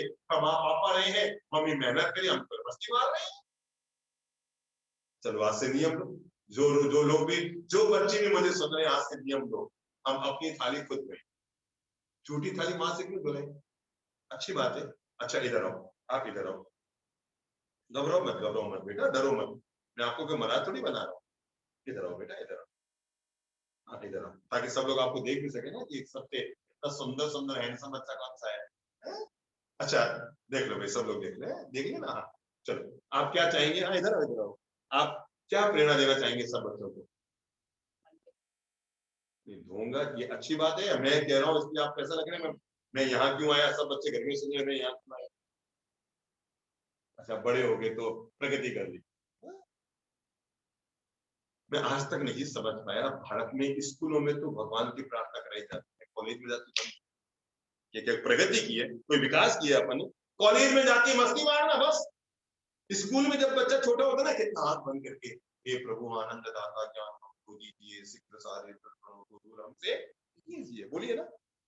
सवेरे सवेरे लेकर तेरा नाम प्रभु, करते हैं हम शुरू आज के काम प्रभु। रोज हमने बचपन में प्रार्थना की, और पता नहीं छोरा जैसे ही बड़ा होता है, कॉलेज में जाता है, और कॉलेज में जाते ही वहां पर कोई प्रार्थना नहीं, कोई सामूहिकता नहीं, कोई ईश्वर की वंदना नहीं। मुझे लगता है ये हमारी प्रगति हुई है कि पतन हुआ है? तो बेटा सोचो, आप क्या कहना चाहेंगे? जितने बच्चे सुन रहे हैं उनको जीवन का क्या पाठ पढ़ाना चाहेंगे कि सभी बच्चों को अपनी थाली, पक्की बात, हम अपनी झूठी थाली अपनी माँ से, जो हमसे उम्र में न करते 3 गुनी तो बड़ी है। आप कितने साल के? इधर आओ, घबराओ मत।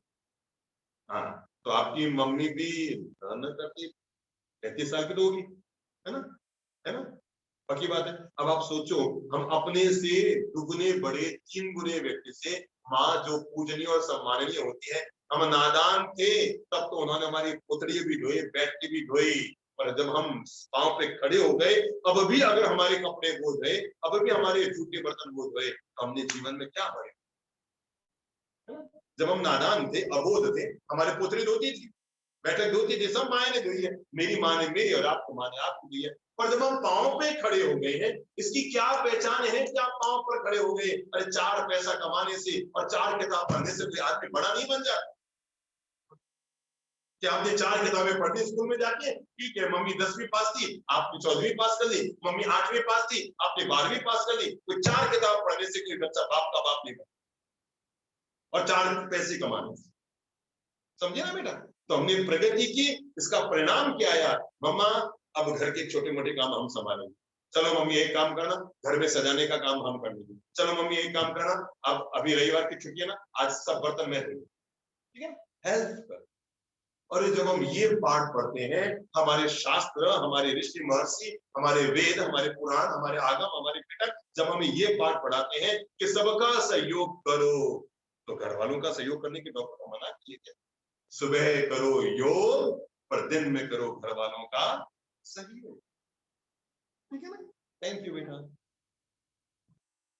मैं सहज में जीवन का पाठ ये पढ़ाना चाहता हूँ, हर किसी बच्चे को घर में अपनी कोई न कोई भूमिका जरूर अदा करनी चाहिए। शर्म मत खाओ, दुनिया में कोई काम छोटा नहीं। याद, बड़े से बड़े आदमी को छोटे से छोटा काम करने की आदत रखनी चाहिए।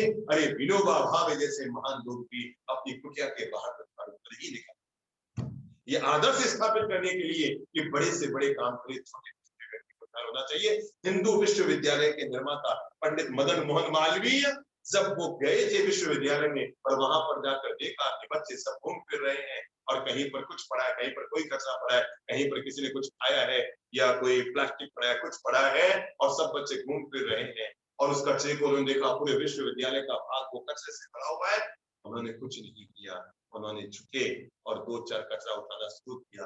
तय है कि जब पंडित मदन मोहन मालवीय ऐसा काम करेंगे तो बाकी बच्चे क्या करेंगे? तो मालवीय जीवन बच्चों को जीवन का पाठ पढ़ाया कि बेटा जहां रहो कम से कम वहां की साफ सुथरी करना। इतना संस्कार तो हमें होने चाहिए कि हम जिस परिसर में रह रहे हैं वहां कचरा न करें, और अगर है तो उसे, हम जहां रह रहे हैं वहां हमारी कोई न कोई भूमिका हो। हमारी इतनी सी भूमिका ना हो, बच्चे थे, मम्मी ने पाल पोस के बड़ा कर दिया, बड़े हो गए, छात्रावास में चले गए, और बड़े हो गए, जॉब के नाम पे बाहर चले गए, और बड़े हो गए, शादी करके बीवी को लेके चले गए, फिर हमारे बच्चे हो गए, फिर परिणाम क्या? माँ बाप गांव के गांव में रह गए। और एक दिन हम जब विदेश में थे, सूचना आई कि तुम्हारे पापा जी चले गए, आपने वापस फोन कर दिया, भैया मुझे आने में 4 दिन लगेंगे, आप दाह संस्कार तो कर दो मोहल्ले वाले, बाकी काम में आगे। वो अब 10 दिन बाद आया, बाकी काम क्या किया, आकर के उसने प्लॉट को बेच दिया और रुपये लेकर वापस विदेश चला। बताओ हम बच्चों को जन्म देने से क्या? इसलिए हर बच्चे अपने घर में छोटी मोटी कोई न कोई सकारात्मक भूमिका जरूर जरूर जरूर आज से आदत डाल दो। मैं घर का छोटा मोटा काम ही सही, कम से कम, बाकी सब छोड़ो। जिस थाली में हमने खाना खाया है वो बड़ों से भी कम, कभी भी झूठी थाली किसी से नहीं बनवानी चाहिए। दोस्त लगता अपनी थाली को धो के रख दो। हाँ ठीक है, ज्यादा साफ न भी हो पाए तो पीछे जब बर्तन एक साथ में साफ होते हो जाए, पर झूठी थाली अपनी मत रखो। क्या होगा? आपने झूठी थाली रख दी, अब वो शाम को धोने वाली आएगी, उसमें क्या होगा? मक्खियां आएगी, मच्छर आएंगे, जीवोत्पत्ति होनी शुरू होंगे। हम कितने पाप के भागी। खाया, अरे जब आधी घंटा खाने में लगा सकते हैं तो आधा मिनट क्या धोने में लगा सकते। मैं तीसरी बात जो हर इंसान को कहना चाहूंगा, संस्कार के मामले में कहा, नंबर 1 प्रणाम करने की आदत। बड़े बुजुर्गों को पांव छू के प्रणाम कीजिए। याद रखिएगा फैमिली का मतलब क्या होता है। फैमिली की स्पेलिंग क्या होती है बेटा? बोलो तो, FAMILY। MILY। फैमिली की स्पेलिंग क्या होती है? फैमिली के फैमिली की स्पेलिंग क्या होती है? FAMILY। चलो अब इसको समझते हैं। F फॉर फादर, बोलो हाँ जोर से बोलो, मतलब सब बोलो। F for father, A for and, M for mother, I for I, L for love, Y for you, father and mother, I love you is the meaning of family. जहां पर व्यक्ति अपने दिन की शुरुआत माता पिता के प्रेम, प्यार और मोहब्बत से करता है, उनके पांवों को छूकर करता है, इसी का नाम फैमिली है। समझ गए ना? तो हम पहला पाठ आज ये समझते हैं। हम रोज सुबह के बड़े बुजुर्गों को प्रणाम करेंगे, पहला संस्कार।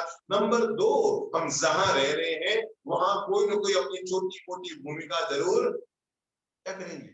ये संस्कार हमें होना ही चाहिए कि हम जिनसे जन्मे हैं या जहां हम जन्मे हैं वहां पर हमारी बात। एक बार क्या हुआ, 4-5 महिलाएं कुएं से पानी भर के गांव की ओर आ रही। रास्ते में थोड़ी अपनी गींगे हाथ में एक महिला ने कहा, पता है मेरे बेटे का अभी दुनिया में नाम चलता है, वो बड़ा धनवान है, मुंबई में जाकर उसने बहुत पैसा कमाया, वो हवाई जहाज से आता है, आजकल गांव में भी यूं नहीं आता, हवाई जहाज से शहर में आता है, फिर कार करके यहाँ आता है, अरे बहुत बड़ा आदमी बन गया मेरा बेटा। और तभी सामने से कार आती, देखो देखो मेरा बेटा आ गया। बेटे ने कार रोकी, बाहर आया, कैसे हो मामा? ठीक हो मामा? हाँ बेटा ठीक है। ले बेटा एक काम कर, घर जा रहे हो, जाते थे घड़ा ले जाओ। अरे मम्मा अब सुधरोगी नहीं। कौन कह रहा है? बेटा किसको कह रहा है? माँ को।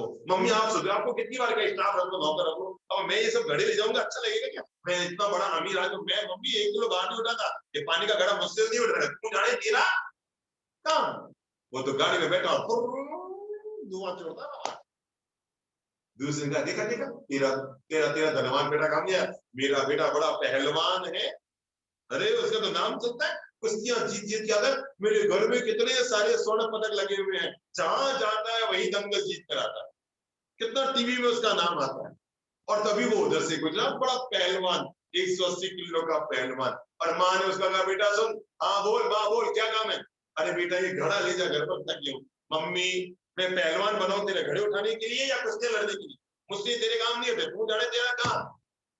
उसका भी मुंह लटक गया। तभी तीसरी बोली, देखा धनवान भी काम नहीं आया, पहलवान का मेरा बेटा तो बड़ा विद्वान है, बड़े प्रवचन देता है, बड़े लेक्चर देता है, और यूनिवर्सिटियों में जाता है, भाषण देता है, देश में नाम चलता है, किताबें निकली है उसकी, तो सब लोग उसको विद्वान विद्वान कहते हैं, गुरु जी कहते हैं। मेरा बेटे ने बड़ा नाम कमाया, संयोग से वो विद्वान को उसी दिन गांव में आया, उधर से जा रहा तो गाड़ी से कहता है, मामा बाहर भी नहीं निकला, विद्वान जो बन गया ना। महाने का बेटा रुक रुक रुक, अरे उसने कहा मम्मी मैं जा रहा हूँ, तुम आ जाए पीछे से, मैं तो घर जा रहा हूँ।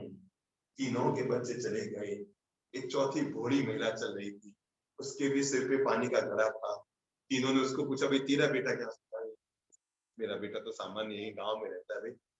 तभी सामने से आ गया कि देखो देखो वो जो है ना, वो मेरा बेटा आ रहा है। वो बेटा पास में आया, आते सबसे पहले क्या किया होगा सोचो? संस्कार बोलते हैं। आते ही सबसे पहले उसने प्रणाम किया, और प्रणाम करने के बाद पहले प्रणाम किया और प्रणाम करने के बाद कहा, माँ मैं घर में था ना। बताओ कितनी गलत बात है, हम युवा बेटे घर में हैं और आप कुएं से पानी भर भर के कंधे पे लाते हैं, कितनी अशोभा की बात है। गांव में मेरी कितनी इज्जत डाउन होती है, माँ कल से आप नहीं लाएंगे, जितना लाना मुझे बोल दिया करो। और ये कहते उसने माँ के सिर से घड़ा छीना और अपने कंधे पे लेके आगे रवाना हो गया। पीछे एक बुढ़िया चल रही थी, उसने कहा रुको रे बहनों, 1 मिनट रुको। तो चारों रुक गई। कहा बहनों तुम में एक का बेटा धनवान है, एक का बेटा पहलवान है, और एक का बेटा विद्वान है, पर किस्मत वाली ये चौथी है जिसका बेटा संस्कार क्या है, संस्कारवान है। ये सबसे बड़ी किस्मत वाली है, क्योंकि तुम तीनों के बेटे काम नहीं आए, काम कौन आए? संस्कार। इसलिए हर किसी बालक को मैं प्रेरणा देना चाहूंगा। आज चूंकि गीता बाल संस्कार की तरफ से आज ये छोटा सा दिव्य सत्संग प्रवचन बच्चों के लिए है, तो मैं हर बच्चे को इस बात में प्रेरणा देना चाहूंगा कि गीता बाल संस्कार हमें जीवन का पाठ यही पढ़ाती है। हम संस्कारित जीवन जिए, हम ऐसा जीवन जिए जिस पर आने वाला कल हम पर गौरव करें, हम ऐसा जीवन जिए जिससे आने वाले कल को हमारे परिवार के लोग गौरव करें और लोग आकर हमारे घर में पूछें, मेरा बेटा एक बात ध्यान रखना, दुनिया में कोई भी आदमी चेहरे से मान नहीं होता। भगवान महावीर, भगवान राम, भगवान कृष्ण इसलिए नहीं पूजे जाते, चेहरा था वो इसलिए पूजे जाते हैं चरित्र। पक्की बात है। हम में से किसी को भगवान श्री महावीर का ओरिजिनल चेहरा याद है? उनकी आंख कैसे दिखा कर सकते हैं? फोटो देखें, कृष्ण का, राम का, किसी का नहीं, पर हम सबको उनका चरित्र है। राम जी इसलिए भगवान नहीं कि उनका चेहरा सुंदर था, राम जी इसलिए भगवान बने चरित्र। इसलिए आज भी हमारे पास राम जी का ओरिजिनल चित्र नहीं है, पर ओरिजिनल चरित्र, और वो इसलिए पूजे जा रहे हैं क्योंकि उनका चरित्र है। चित्र तो इस दुनिया में कितने आए, कितने चले गए, कितने युवा अभिनेता बनकर बूढ़े होने पर कितने बूढ़े लगे, जिनके पीछे लोग भाग रहे थे, आज उनको कोई पूछने वाला नहीं। गोरे रंग पे इतना गुमान कर गोरा रंग को दिन में सुना है ना, डर जाए। चरित्र देखो, 6 महीने का बच्चा होता है पालने में, यूं यूं यूं यूं यूं यूं हाथ पांव मारता है, तब घर के सारे लोग होते हैं, वो किलकानियां बढ़ता है, यूं यूं चलाता है, तब दादी कहती है गाल बिल्कुल मारे पर गया, बोले नहीं, तब तब तब बुआ कहती है इसकी टुट्टी मारे पर गई है, और तब तब तब चाची कहती है होठ मारे पर गया है, और तब दादा कहते हैं आंखें मारे पर गई है, और तब उसका पापा बोलते हैं इसकी ललाट मारे पर गई है, तब उसकी मम्मी बोलती है ये तो पूरा चेहरो ही पर गयो मारे पर गयो। पर मैं खास बात बताऊं, जब वो टाबर 6 महीने रो तो पूरा घर बोलते तो मारे पर गयो, मारे पर गयो, मारे पर गयो। जब वो बड़ो हो गयो, 25 साल शैतानी की, बदमाशी की, छिड़खानी की, घर में ओढ़ वाली ना आयो तो घर वाला पाछा भेड़ा हो, या जब भेड़ा हो तो पूछो ओके पर पूछते ना, और गाली और देते हो पूछते हो रामी, और पूछे ओके पर 6 महीने का बच्चा अपने चेहरे से चलेगा, पर मेरे प्यारे बाल को मैं याद दिला दूं, 6 महीने का बच्चा तो चेहरे से चलेगा, पर 26 साल का तो चेहरे से चलेगा। इसलिए उस चेहरे को मत सजाते रहो जिसके दिन मिट्टी में मिल जाना है, सजाना है तो उस आत्मा को सजाओ जिसको परमात्मा का पास। उस चेहरे को मत सजाते रहो जिसको आज नहीं तो कल नहीं तो परसों, एक नहीं तो जमीन में जाना है, उसको मिट्टी में मिल जाना है। उस आत्मा को सजाओ, अपने मन को संवारो, अपने मन को सुंदर बनाओ, अपनी भाव दशाओं को सुंदर बनाओ, अपनी चित्त की स्थिति को सुंदर बनाओ। ये इंसान का चोला मिला है, दोबारा मिले ना मिले, इस एक जन्म में 100 जन्म में।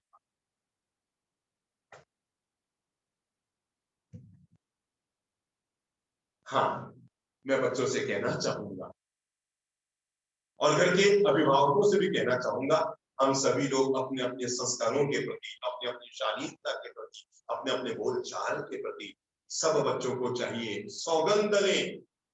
गीता पे हाथ रख के सौगंध लो, आदम पे हाथ रख के सौगंध लो, मैं अपने मुंह से कभी भी गाली गलौज और गंदे शब्द को इस्तेमाल नहीं। ये अशोभनीय है, ये बताता है कि आप ऊंचे घर में पैदा तो हो गए पर वहां के लायक नहीं।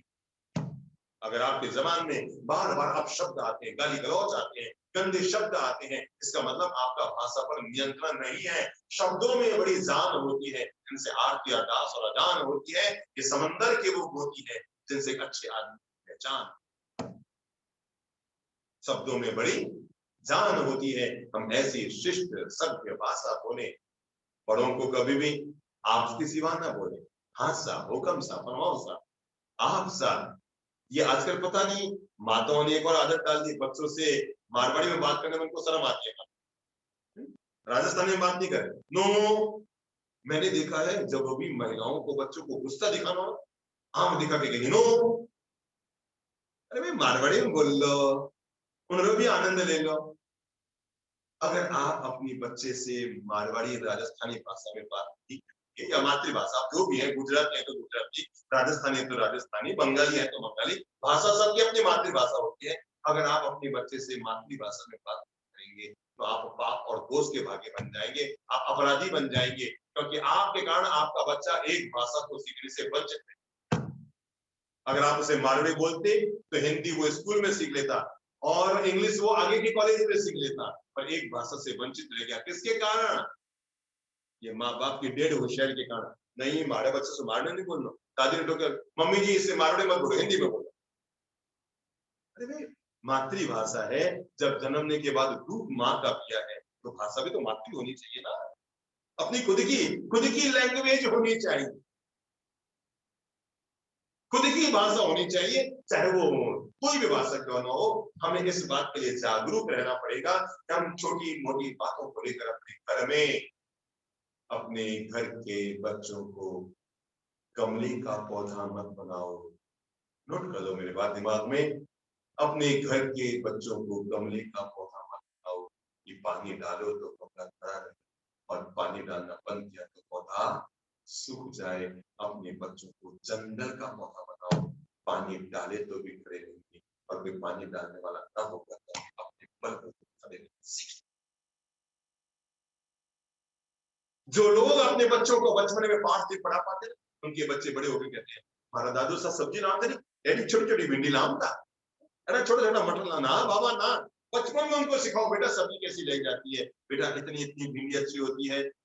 हम जब बच्चे थे ना तभी हमारे पापा जी ने हमको सिखा दिया, बेटा सब्जी हमेशा छोटी अच्छी होती है, फल हमेशा बड़ी अच्छी होती है। एक शब्द में पहचान, और वास्तव में जिंदगी भर देखा, भिंडी बड़ी अच्छी की छोटी छोटी, ककड़ी मोटी अच्छी की पतली पतली, समझे ना आप? मटर मोटी अच्छी की छोटे छोटे, और पपीता बड़ा, एक फल बड़ी, केला बड़ा। ये मैं पाठ ये पढ़ा रहा हूँ कि बड़ों ने एक लाइन में जीवन का पाठ पढ़ा दिया, बेटा सब्जी जब भी खरीदो तो छोटी, और फल जब भी खरीदो तो बड़ा। ये बड़ों के एक एक लाइन में ऐसे जीवन के पाठ पढ़ा दिए जाते हैं, पर क्या बताएं कहां से चूक हो रही है। बच्चे बड़ों से, दादा दादी के पास बैठने का समय नहीं निकाल पाते, पढ़ाई पढ़ाई पढ़ाई पढ़ाई पढ़ाई। थोड़े बड़े हो गए कमाई कमाई कमाई कमाई कमाई, और बड़े हो गए आगे पीछे।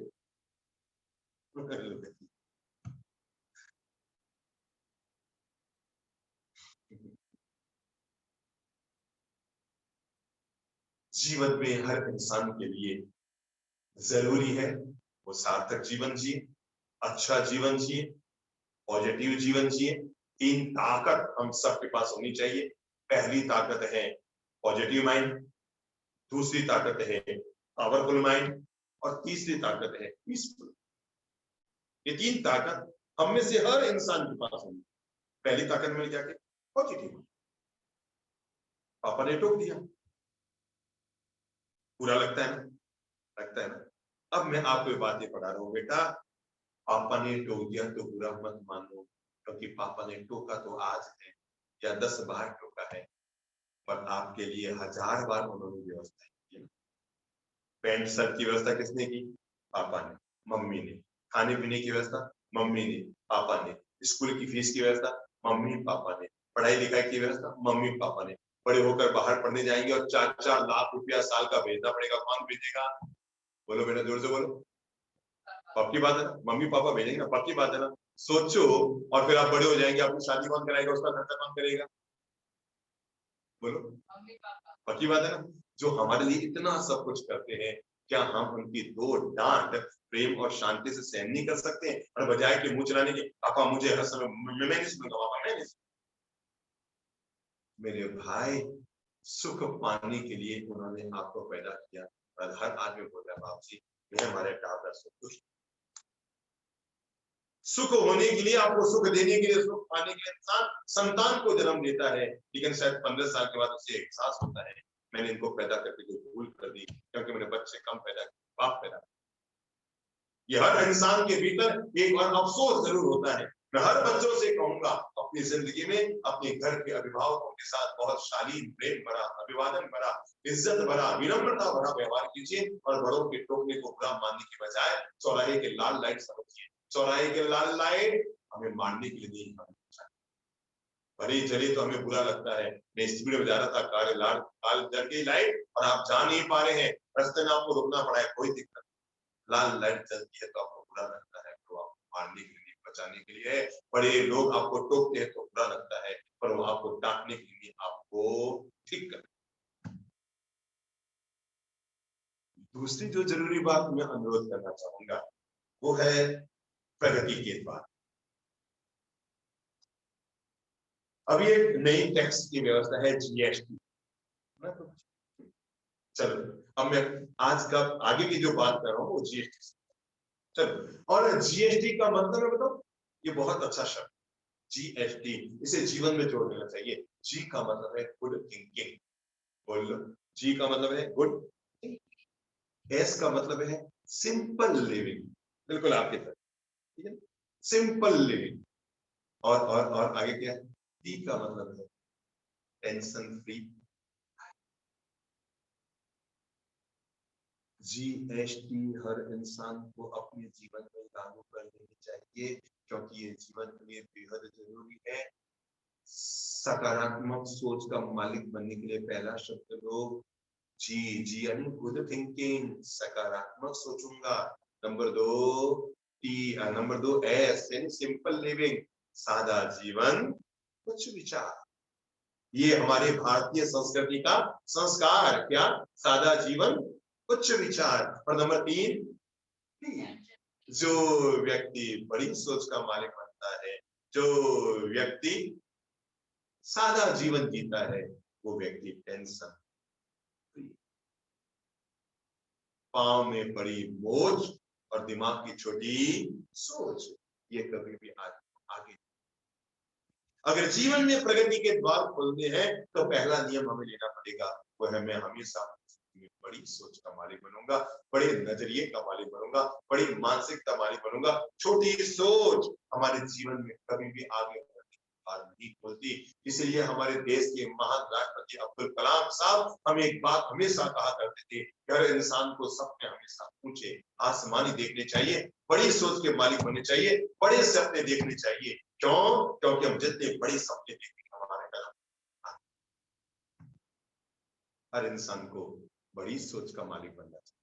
अपने को आगे बढ़ाने के लिए अब मैं छोटी छोटी 4 मंत्र दे रहा हूं। अगर कोई भी व्यक्ति जीवन में सफलता के द्वार खोलना चाहता है, सफल होना किसी एक का अधिकार नहीं, सफल होना सबका अधिकार है। याद रखिएगा, गाय हमें दूध देती है, सभी जानते हैं, सभी जानते हैं, पर इसमें थोड़ा करेक्शन कर लीजिए। आज मैं आपको बता रहा हूं, गाय हमें दूध देती नहीं है, दूध निकालना। जिंदगी परिणाम देती नहीं है, मेहनत करके परिणाम निकालना। अरे भाई, अमीर के घर में पैदा होकर आप अमीर बन के कौन सी बड़ी बात है, पर गरीब के घर में पैदा होकर के आप काम तक, मंजिल तक हैसियत अपनी बनाई।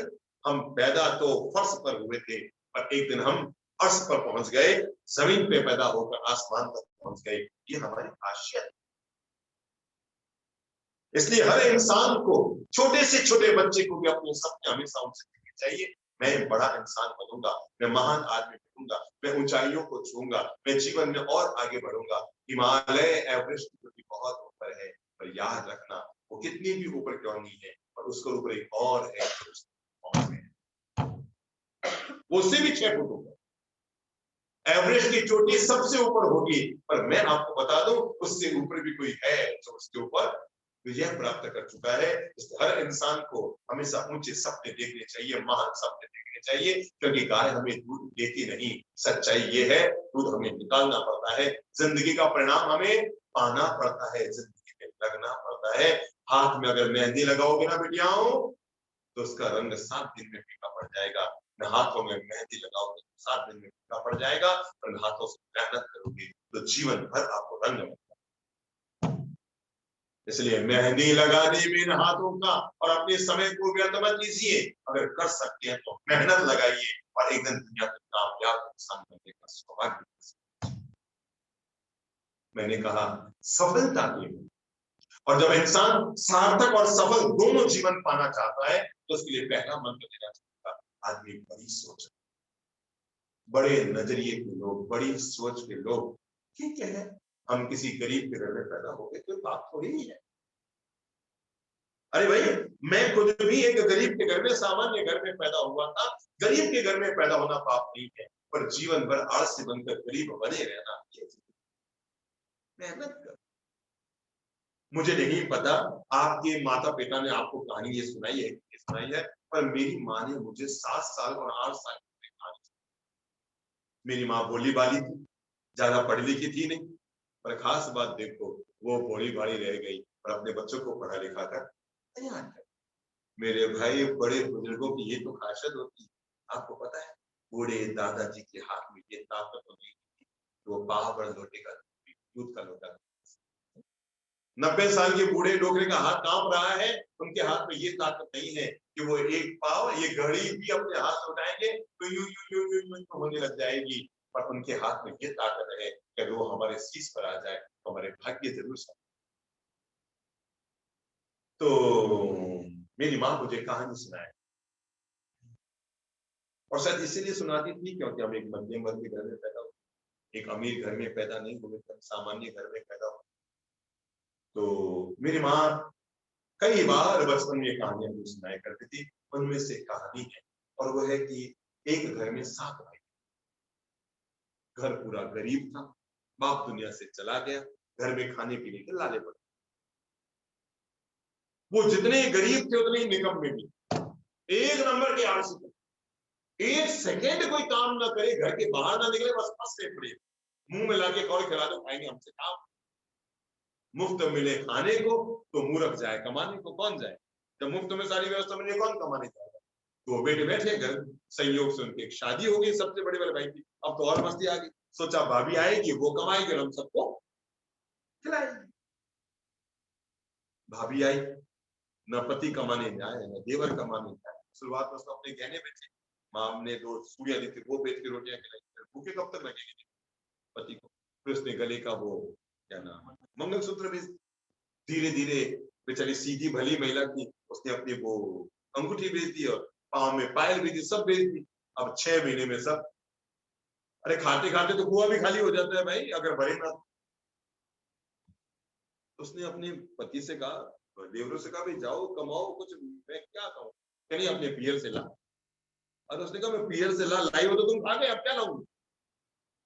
तो उसने सबको प्रेरणा दी कि चलो एक काम करो, तुम सब सुबह उठ के घर से बाहर, घर में मत पड़े, और शाम को वापस घर आओ, और सब मेहनत करो, कमाई करो, वापस।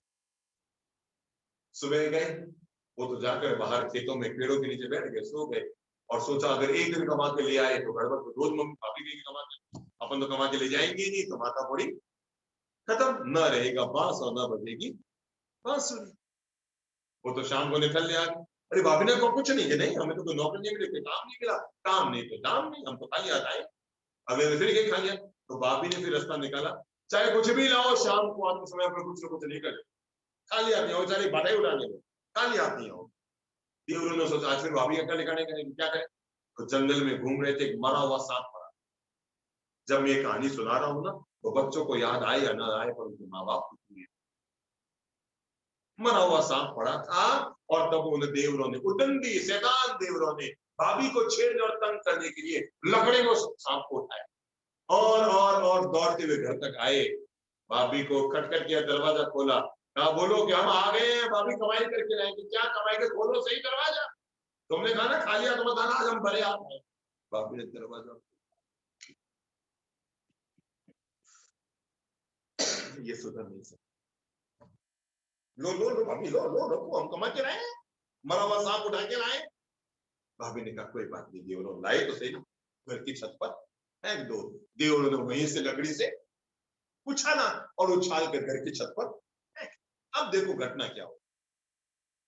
उसी नगर के राजा की रानी अपने राजमहल में नहा रही, दरवाजा बंद था, बाथरूम 2 भाग में था, आधा भाग ऐसा था जिस पर छत नहीं थी, जहां पर गहने वहने रखे जाते, दरवाजा बंद था, और उसने कुंडी पर अपना 9 लाख का हीरे का हाथ टांग रखा। वो तो अंदर नारी थी, इतने में उधर से एक बाज आया, उसी दीवार की मुंडेर पर बैठा, और चौंच को उसने क्या पकड़ लिया? 9 लाख का हीरे का हार, उड़ चला। रानी को अंदर पता ही नहीं कि मेरा हार हवा में चला गया है, और वो उड़ता उड़ता जा रहा है, और उसी गरीब परिवार, उसी गरीब महिला जिसके सातों देवर और पति एक पैसा नहीं कमाते, उसके घर के ऊपर से जा रहा है। नीचे क्या दिखता है? मरा हुआ सांप। अब बताओ वो क्या मुंह में डालेगा? हार की सांप। वो नीचे उतरा, हार फेंका, सांप लेकर, मरा हुआ सांप लेकर। मुझे अच्छी तरह याद आ रही है मम्मी ने जो कहानी मुझे आगे बताई थी, मैं फिर सुना दूं। और तब माँ ने मुझे बताया कि बेटा, राजा की रानी का हार गायब हो गया। रानी एकदम पागल हो गई, आवाज मतलब हतप्रभ रह गई कि क्या हो गया, मेरा हार कहाँ? इतना महंगा 9 लाख, उस समय तो बहुत बड़ी बात है 9 लाख। राजा तक सुस्त हुई, राजमहल की तलाशी चप्पे चप्पे को, और रानी ने कहा दरवाजा अंदर से बंद, और बंद का बंद पड़ा, और हार गायब। अंततः राजा ने घोषणा करे पूरे नगर में ढिंढोरा करता। ढिंढोरा मतलब धमाका करके पूरे शहर में घोषणा कराई कि जो कोई व्यक्ति रानी का हार लाकर देगा, उसके 100 गुना हार। कुछ नहीं पूछा जाएगा हार कहां से मिला, और 1 लाख स्वर्ण मुद्राएं, 1 लाख रुपये, 1 लाख। अब हार हो तो मिले ना, कहीं नगर में हार हार हार, चारों तरफ पूरे नगर में ढिंढोरा हो गया, हार हार हार हार। उस महिला ने भी सुना रानी का हार हो गया, 1 लाख रुपया मिलेगा, जो है। वो सुबह सुबह घर की छत पर झाड़ू निकालने गई, चौंक पड़ी, अरे मेरे देवरों ने तो साफ फेंका थे, हार कहां से?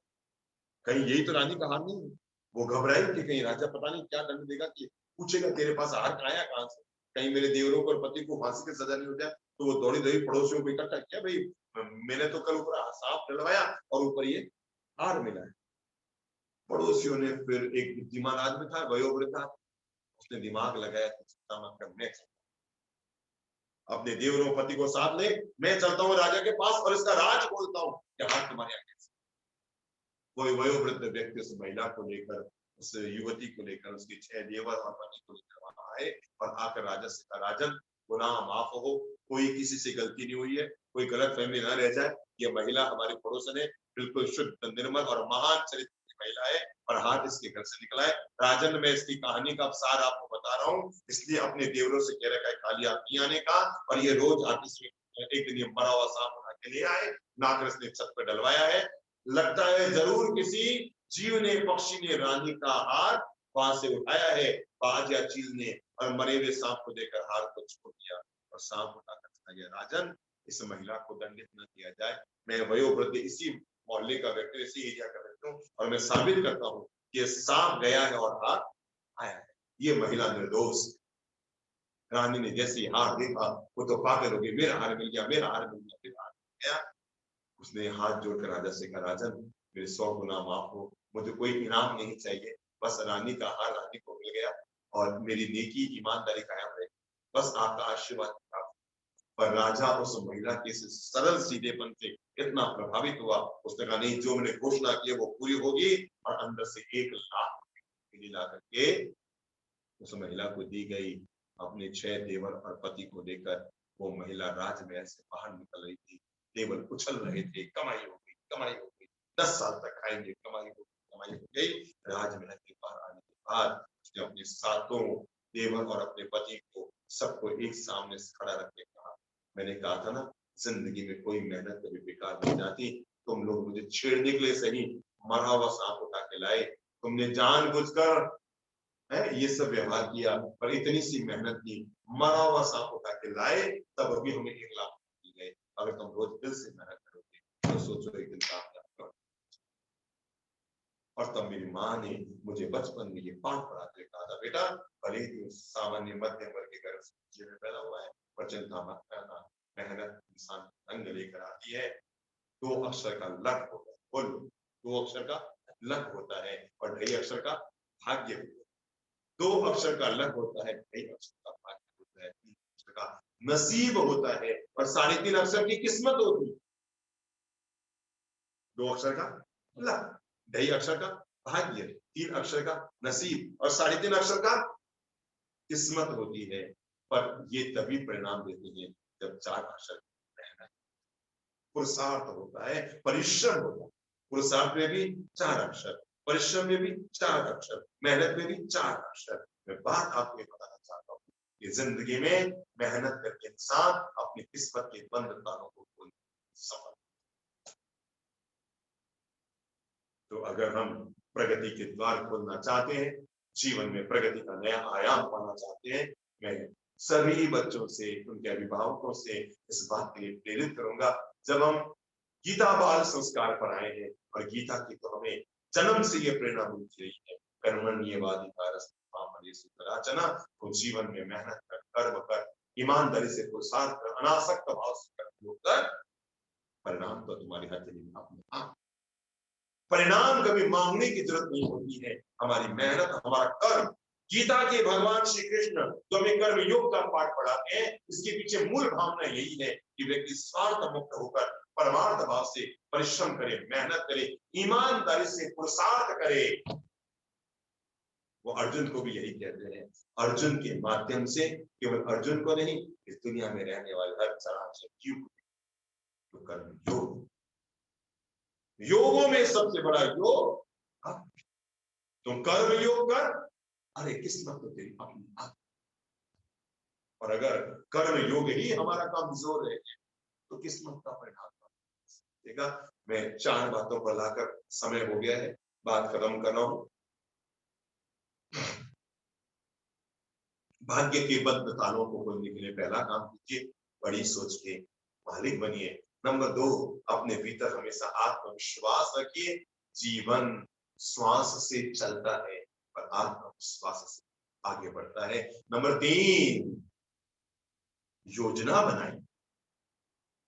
जैसे आपको गीता कंठस्थ करनी है, गीता याद करनी संभव है।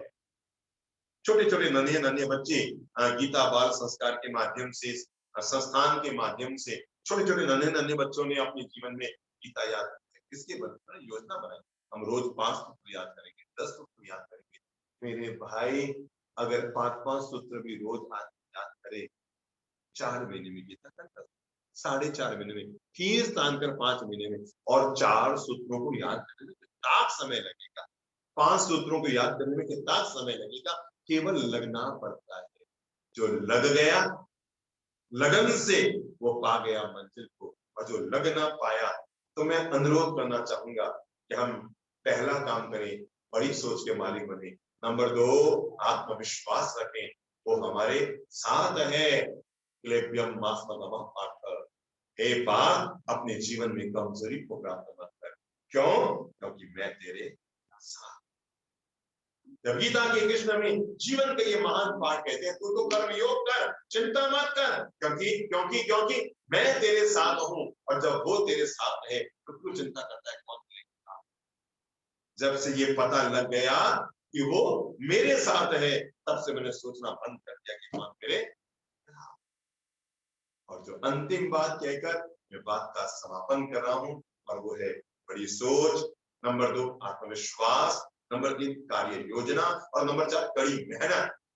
ये 4 चीजें जब मिलती है तो किस्मत की बंद ताले खुल जाते, भाग्य के बंद ताले खुल जाते हैं। तब इंसान प्रगति का जीवन द्वार खोलता है, तब आगे बढ़ने में इंसान कामयाब होता है, बशर्ते वो इन सभी चीजों को अपनाए।